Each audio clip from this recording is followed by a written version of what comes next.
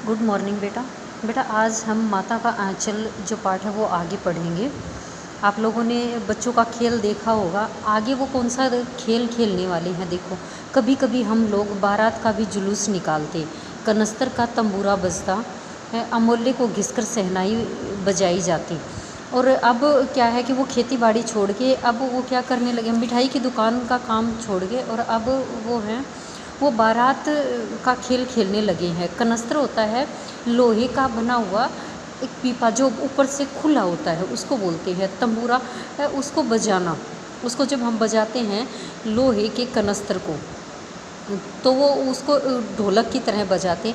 अमूल्य अमूल्य होता है कि आम का जो पौधा उग जाता है और उसकी गुठली साथ में होती है, तो उस गुठली के साथ उस पौधे को अमूल्य बोलते हैं। को घिसकर सहनाई बजाई जाती, टूटी चूहे दाने की पालकी बनती, हम समधी बनकर बकरे पर चढ़ लेते और चबूतरे के एक कोने से चलकर बारात दूसरे कोने पर जाकर दरवाजे लगती थी। मतलब उसी चबूतरे पर अब वो बारात का खेल खेल रहे हैं। कनस्तर आम की गुठली से सहनाई और टूटी चूहेदानी से ये पालकी बनाते। और इस समधी होता है जो पुत्र वधू होती है, उसके जो पिता होते हैं उसको समधी कहते हैं, और उधर से लड़के के पिता को भी हम समधी कहते हैं। लड़के या लड़की के पिता को हम समधी कहेंगे। वो बकरे पर चढ़कर, यहाँ लड़के का पिता है, वो चढ़कर वो एक चबूतरे के एक कोने से दूसरे कोने पर वो आते। वहाँ काठ की पट्टियों से घिरे, गोबर से लिपे, आम और केले की टहनियों से सजे हुए छोटे आंगन में कुलिये का कलसा रखा जाता था। कलसा होता है कलश, कुलिया होता है छोटा मिट्टी के घड़े के आकार का बर्तन, छोटा घड़ा ही हम उसको कह सकते हैं। वहीं पहुंचकर बारात फिर लौट आती थी। लौटते समय खटोली होता है खाट पर लाल ओहार, ओहार का मतलब होता है लाल कपड़ा। ओहार का मतलब क्या होता है, पर्दा भी कह सकते हो आप उसको। तो खटोले पर लाल जो पर्दा डालकर उसमें दुल्हन को चढ़ा लिया जाता था। लौट आने पर बाबूजी ज्यों ही ओहार उघार कर मतलब उठाकर दुल्हन का मुख निरखने का अर्थ होता है देखने लगते, त्यों ही हम लोग हंसकर भाग जाते। मतलब जो भी वो खेल खेल रहे हैं वहाँ पर भोलानाथ के पिताजी को दिखाया गया है। कहीं वह खटोले पर दुल्हन के मुख को देखने लग रहे हैं, तो कहीं पर वो मिठाइयाँ खरीद रहे हैं, तो कहीं वो फसल के बारे में पूछ रहे हैं या खाने के बारे में। हर जगह पिताजी की मौजूदगी है। थोड़ी देर बाद फिर लड़कों की मंडली जुट जाती। मंडली होता है समूह। इकट्ठा होते ही राय जमती की खेती की जाए। बस चबूतरे के छोर पर गिरनी होती है चरखी, गड़ जाती और राय जमती। हाँ, राय जमती का अर्थ होता है विचारबंद। और नीचे गली एक कुआं बन जाती। मूंज की बटी हुई, मूंज होता है एक प्रकार की घास जिससे रस्सी बनाई जाती है।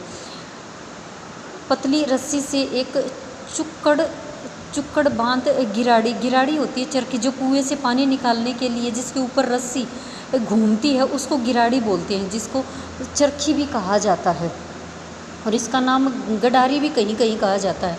उस पर चढ़कर लटका दिया जाता था और दो लड़के बैल बनकर मोट खींचने लग जाते थे। अब खेती करने के लिए जिन जिन चीज़ों की, जिन जिन साधनों की आवश्यकता होती वो सारे ये यहाँ पर बना लेते थे। चुक्कड़ होता है एक छोटा सा बोलुआ, हम जिसको क्षेत्रीय भाषा में कहते हैं, जिसको बांधकर पानी खींचा जाता है।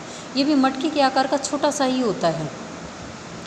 चबूतरा खेत बनता, कंकड़ बीज और ठेंगा, हल जुआठा। हल जुआठा का अर्थ होता है जो हल और बैलों के कंधों पर रखा जाने वाला जुआ होता है उसको बोलते हैं। और ठेंगा होता है अंगूठा। मतलब जो कंकड़ होते हैं वो बीज ये लोग बनाते और अंगूठे से ही ये बीज बोने का काम करते थे। हल जोतने का जो काम होता है, जो पहले बैलों के माध्यम से होता था, उसको हल जुआठा कहते हैं। लेकिन ये अपने अंगूठे के माध्यम से ही यहाँ पर बीज बोते हैं। बड़ी मेहनत से खेत जोते बोए और पटाए जाते, फसल तैयार होने में देर न लगती, हम हाथों हाथ फसल काट लेते, काटते समय गाते थे। और क्योंकि बच्चे हैं तो जल्दी ही इनकी फसल बोई जाती है, काट ली जाती है और अलग कर ली जाती है। और फिर हाथों हाथ फसल काटने के बाद काटते काटते ये गीत भी गाते हैं, क्योंकि ग्रामीण संस्कृति है तो इसमें गीतों को भी यहाँ पर दिखाया गया है। ऊंच नीच की बई कियारी, कियारी होती है क्यारी, छोटा खेत जिसको हम कहते हैं कि ऊंचे और नीचे स्थान पर क्यारी बनी हुई है, जो उपजी बही हुई हमारी, बही का अर्थ होता है हमारी, और जो यहाँ पर उपजता है वही हमारा हो जाता है। फसल को एक जगह रखकर उसे पैरों से रोंद डालते, रोंद डालना का अर्थ होता है पैरों से उसको दबा कर निकालना। कसोरे का सूप बनाकर ओसाते और मिट्टी के दिए के तराजू पर तोलकर राशि तैयार कर लेते।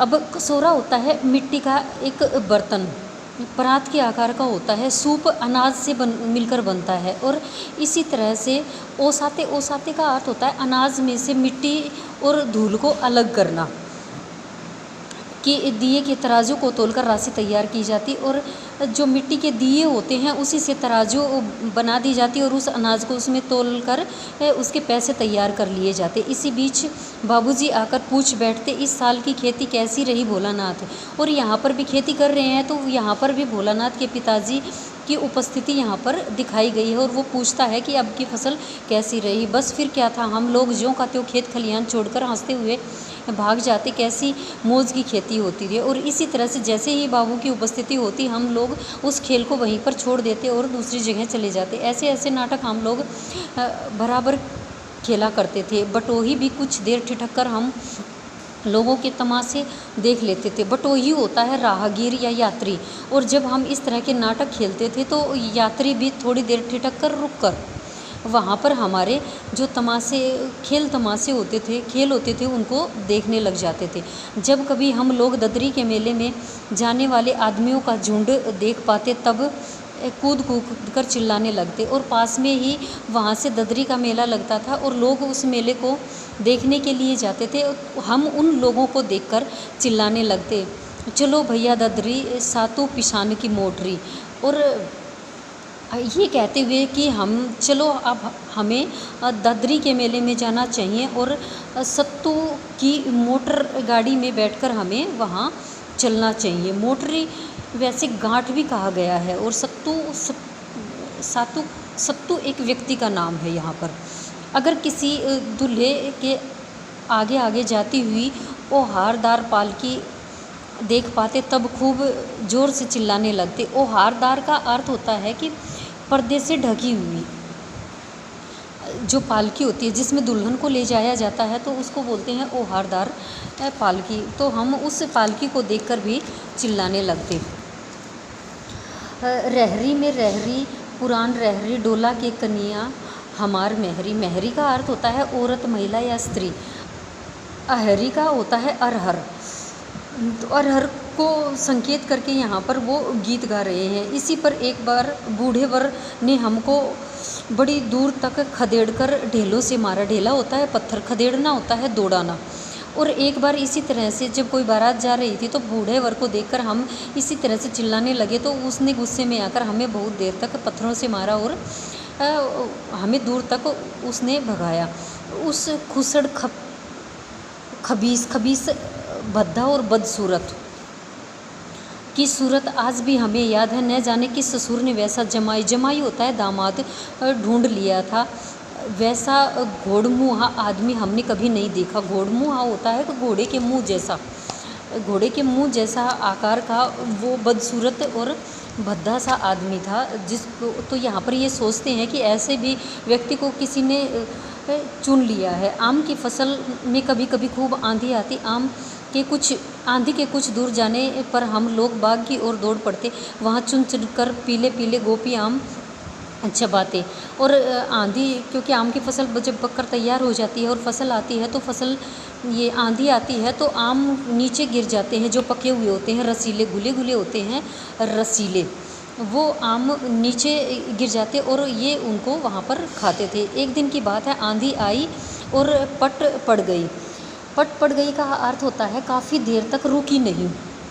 आकाश काले बादलों से घिर गया, मेघ गरजने लगे, बिजली कौंधने लगी, ठंडी हवा सनसनाने लगी, पेड़ झूमने और झुककर ज़मीन को चूमने लगे, हम लोग चिल्ला उठे। और इसी तरह से ही जो आंधी का दृश्य यहाँ पर दिखाया गया है वही है। आंधी में आम भी गिरे हैं और आकाश में जिस तरह का वातावरण होता है वही वातावरण यहाँ पर दिखाया गया है। एक पैसा की लाई बजरी में छितराई, बरखा उधरे बिलाई। छितराई का अर्थ बिखर जाना भी होता है और बिलाई का अर्थ होता है छिप जाना या गायब हो जाना। अभी जैसे ही बारिश आई है तो ये एक पैसा होता है, पैसा, एक पैसे लेकर बाज़ार से छतरी लेकर आते हैं, लेकिन जैसे छतरी लेकर आते हैं तो बारिश गायब हो जाती है।